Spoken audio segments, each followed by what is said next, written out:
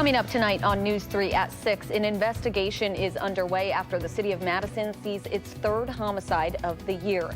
And flooding continues in downtown Madison. We have an update on rain chances later this weekend. This is News 3 at 6. Thanks for watching News 3 at 6. I'm Amanda Quintana. Madison police are searching for a suspect after an apparent homicide on the city's west side. News 3's Adam Duxter joins us from our news center with the latest details. Adam. Well, it's a case that has police searching for a suspect this evening after a body was found this morning on the city's west side. A person passing by found the body of a 23-year-old man shot this morning at the intersection of Cameron and Raymond Road. There are no reports of shots fired in the area overnight, but police are calling it a homicide at this time and say they believe it was a targeted shooting. Residents in the area today expressing their frustration with the violence. Let's just say I'm exhausted, I'm sad, I'm angry, because once again, we have allowed the apathy that takes over this country to create this manifestation of it. This is the third homicide in the city of Madison this year. Now police are still looking for this suspect. They ask anyone with information to contact Madison Police or the Madison Area Crime Stoppers at 608-266-6014. We'll have more on this coming up at News 3 at 10. All right, thank you so much, Adam. Madison police are also investigating a downtown shooting near the Overture Center and the library. Officers say around at 9:30 last night near the 300 block of Mifflin Street, a 22-year-old man was shot in the leg. People at the scene reported seeing a black four-door car leaving the scene after the shooting. Police say they're still working to find a suspect.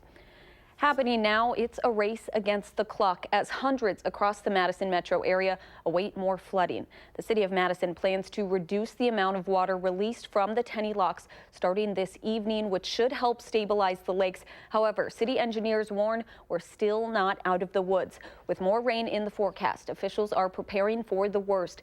This is an updated look at the city of Madison's flood map if Lake Monona were to reach 850 feet.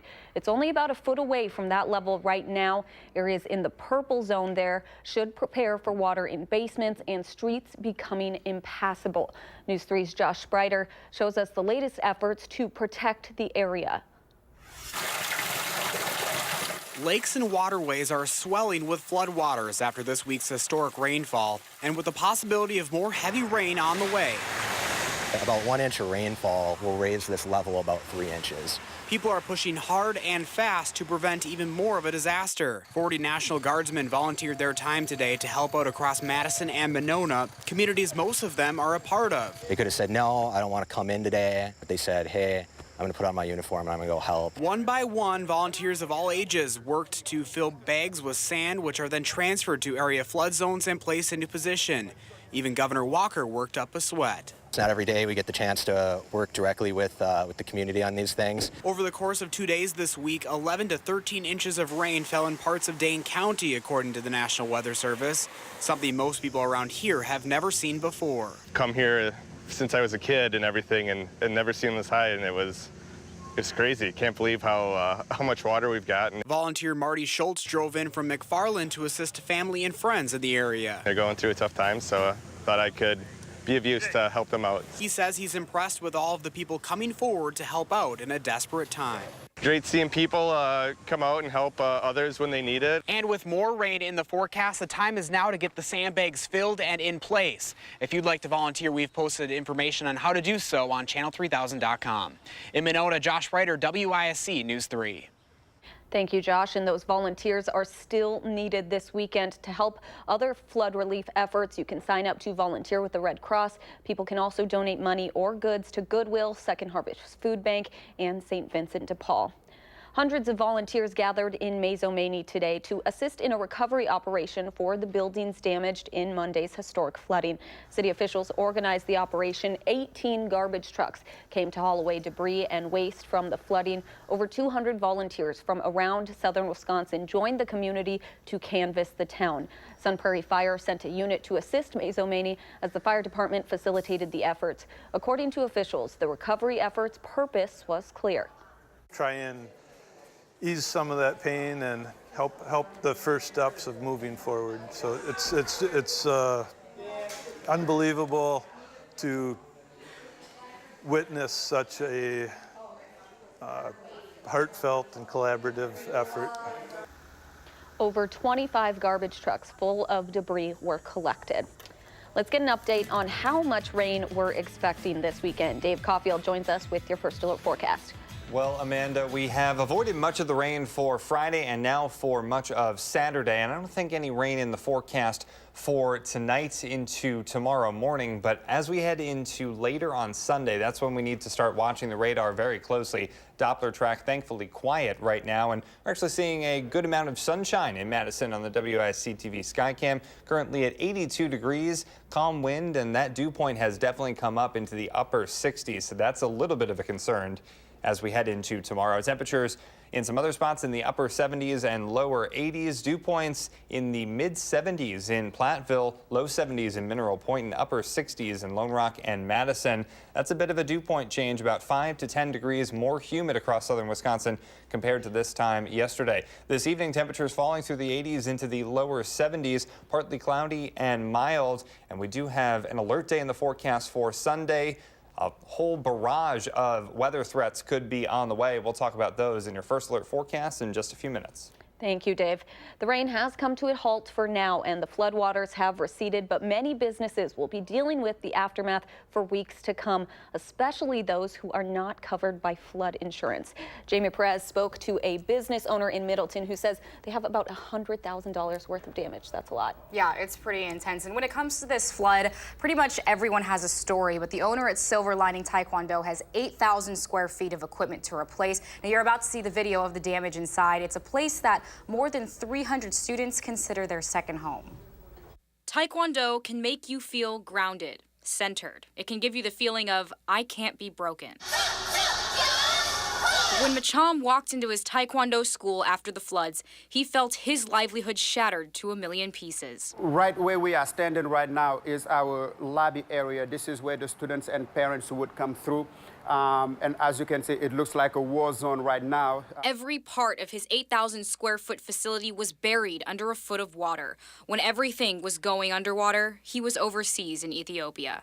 I felt very helpless because I felt that the whole business is kind of breaking apart, and I'm thousands of miles away. When he came back, everything was destroyed.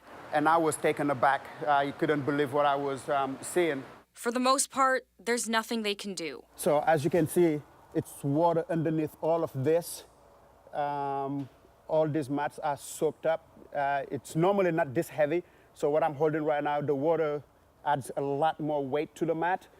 So it's terrible.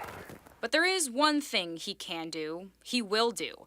He's going to find that silver lining. And I like to believe that God doesn't put on our shoulders more than we can handle. So my first reaction was sadness and despair, pretty much.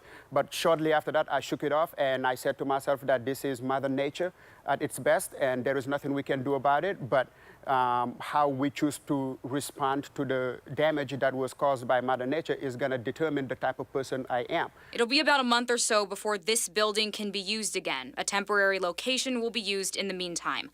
But until then, he refuses to let this break him. This is what happened. The school is destroyed, but that's not going to break us. We're going to get up, we're going to rebuild and start fresh. We will beat this. No doubt in my mind, we will beat this. So it's going to be all right. It's going to be all right. As you just saw, a lot of damage to recover from, and like we said before, it's going to cost around $100,000 to replace everything. They do have a GoFundMe page set up, so you can find a link to that on our website at channel3000.com. And just to leave you on this note, while I was inside interviewing the owner, a student that goes to that school actually came up and asked the owner's wife when the place is going to be open again. He says he just wants to come back home. So. Hope they can rebuild fast. Absolutely. Well, thank you so much, Jamie. News 3 will continue to spend time in the communities affected by this week's flood. We will have an update on conditions in Madison and the surrounding areas tonight at 10, and as always on channel3000.com. You can stay safe and informed with News 3 as our county continues to deal with this flooding. You can find our First Alert Weather and Traffic app in your phone's app store. A developing story this afternoon in Madison. Beloved University of Wisconsin band director Michael LeCrone is announcing his retirement. The 82-year-old says he will be stepping down at the end of this year, marking 50 years in that position. LeCrone says he has not decided on future plans, and he made the decision to retire a couple of weeks ago, but he did not want to make a public announcement until he could meet with his students. In a statement this afternoon, UW-Madison Chancellor Rebecca Blank said, quote, "We are immensely grateful to Mike for the joy he's brought to generations of Badgers on the football field and in the concert hall." Coming up next on News 3 at 6, local farmers are going back into the field after devastating flooding earlier this week. We'll share an update on their crops. That's next.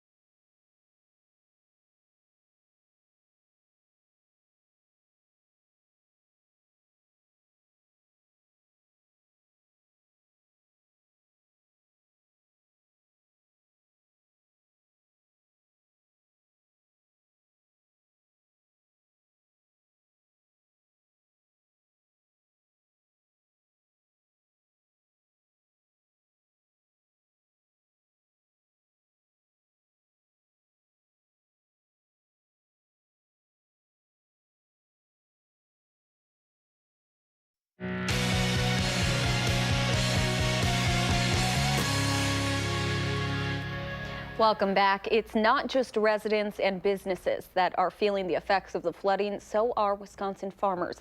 Near the Sugar River in Belleville, Wisconsin, flooding passed through fields of crops.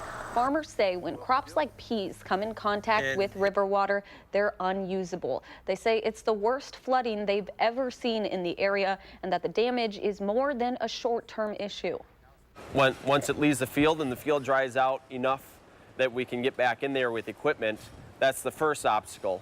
Second obstacle is any weeds that were brought in, and we'll be dealing with that years down the road.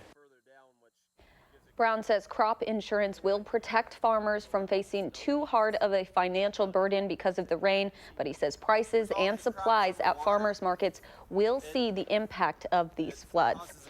Middleton's Good Neighbor Festival continues today, celebrating the area's nonprofits in a time when it's clear how important they can be. The festival includes rides, food, and a craft market. Proceeds from the festival go towards causes ranging from the Boy Scouts to the Lions Club and the historic flooding affecting parts of the city just days ago.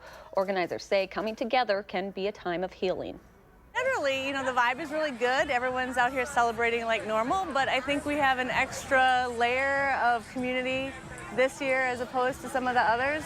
So, it's time for people to put down the shop vac and come out here and kind of commiserate with their neighbors. The festival will celebrate its final day tomorrow. Today was the day to take advantage of the sun before the rain, and hundreds of dogs refused to miss their chance. They played with friends, and it all benefited some of their favorite parks. We'll take you to Barks for Parks.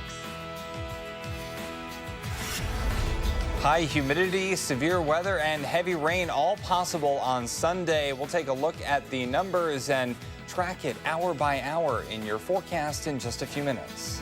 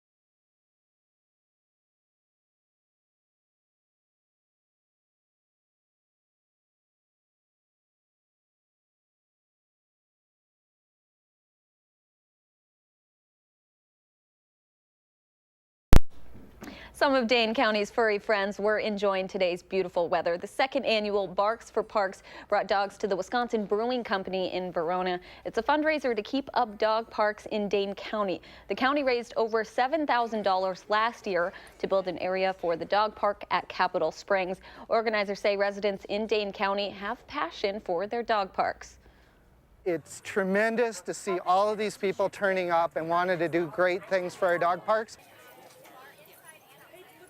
Dane County was one of the first counties in the country to develop dog parks. Pretty cool. Well, definitely today was the day to go out because we're looking at rain for the next couple days. I wish this weather would just hang around for a couple more days, but we have rain chances starting tomorrow with some heavy rain possible, also some severe weather and some high humidity creating heat index values close to triple digits. It's all happening in one day of Sunday. Mother Nature really getting a jam-packed forecast in for tomorrow. So Doppler track showing we have some thunder showers to the east and thunder showers to the west as well. But for us, today we have been pretty nice, a little bit more humid, that's for sure, and a little bit warmer, but Doppler track has been quiet. I don't think that will be the case tomorrow. It's just a question of where these thunderstorms set up. That's still a little bit uncertain right now. So with that in mind, we need to be ready tomorrow if things turn ugly. Severe weather outlook, we are in a slight risk for all of southern Wisconsin on Sunday. Some gusty wind, some hail, even a tornado or two possible. So an alert day also in the forecast for tomorrow for the risk of strong to severe thunderstorms, high heat index values, and heavy rain in those thunderstorms. We could have multiple rounds of showers and storms producing heavy rain. Hopefully that's not the case, but that is at least a possibility. So here are our severe threats. Scattered storms starting around 4 in the afternoon for the southern Wisconsin region, and then locally heavy rain in those thunderstorms possible, some gusty wind into the wee hours of Monday morning, and then some small to moderate sized hail and isolated tornado not out of the question early on in those storms' lifespans. Downtown Madison, not looking at any storms right now, but we are looking at a lot of sunshine. Lots of blue sky today. Temperatures in the lower 80s. Normal 79, so actually an above average day outside. 83 in Lone Rock, 84 in Janesville, 80 in Watertown, but these dew points are the big story. So hopefully these dew points don't play a big role, but once we see the moisture come up this much, it really can produce some heavy rain quickly if we get the storms to form in the right spots tomorrow. 68 in Madison, 70 in Janesville, and 74 in Platteville. That's about 5 to 10 degrees more humid compared to this time yesterday. So heat index values with dew points well into the 70s tomorrow. It could feel like 97 in Madison, 98 in Platteville, and close to 100 degrees in some other spots like Janesville by the time we get to tomorrow afternoon. So that's threat number one. Threat number two is some severe weather tomorrow afternoon. So the good news I have to share is Future Track is not too optimistic about thunderstorms tomorrow. Some patchy fog possible overnight, but really not showing too much until we get into late Sunday, early Monday, and that's really not showing that much either. Now, why is that? Well, there's still uncertainty as to where our atmospheric parameters will set up. Right now, the low-level jet looks to set up just west of us, bringing the heavy rain threat to central Wisconsin, not to southern Wisconsin, but that could change. So we're definitely keeping an eye out for that Sunday into Monday because we could see some heavy rain and also some severe weather. Tonight, 66, partly cloudy and mild with patchy fog. Tomorrow, very warm and humid with scattered showers and thunderstorms. Some could be strong to severe. Highs will be in the mid-80s, but it could feel like the mid to upper 90s at times. We do dry out and cool down for Wednesday and Thursday. Well, that wet weather from yesterday pushing some high school football games to today. At Leisure Stadium, we've got the battle for Madison. Highlights coming up next in sports. News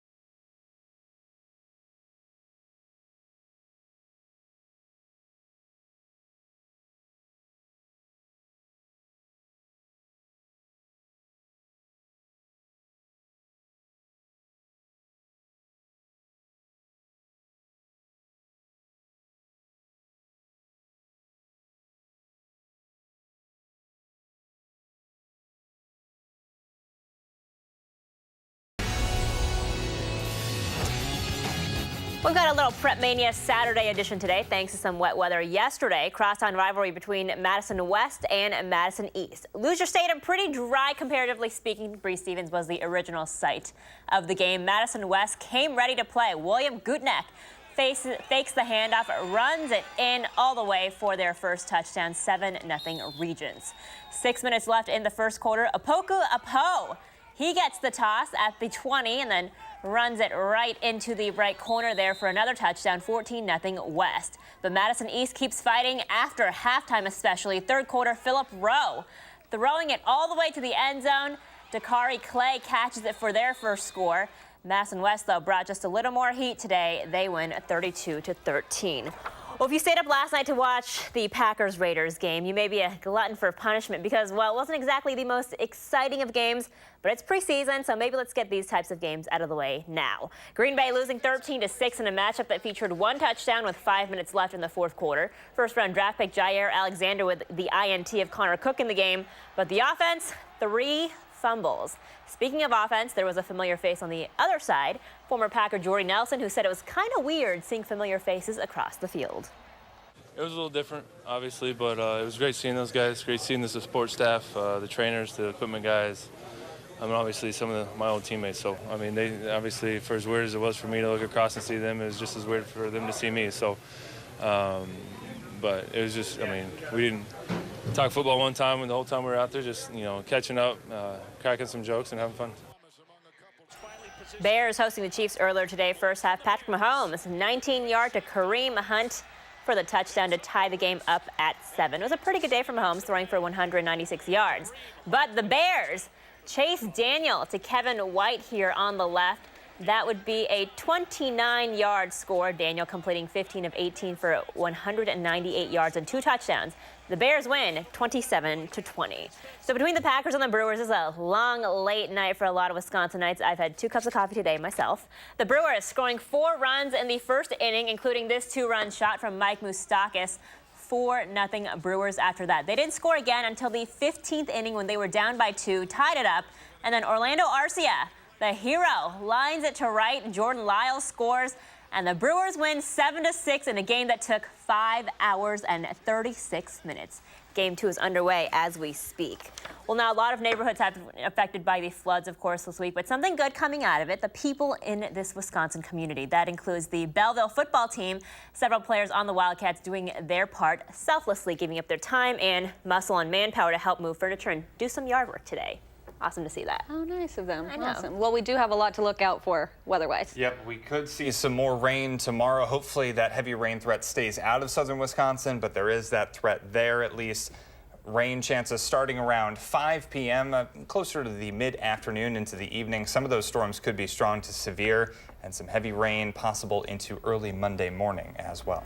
All right, we'll keep an eye out. Thank you so much, Dave, and thanks for joining us. Have a great night. See you at 10.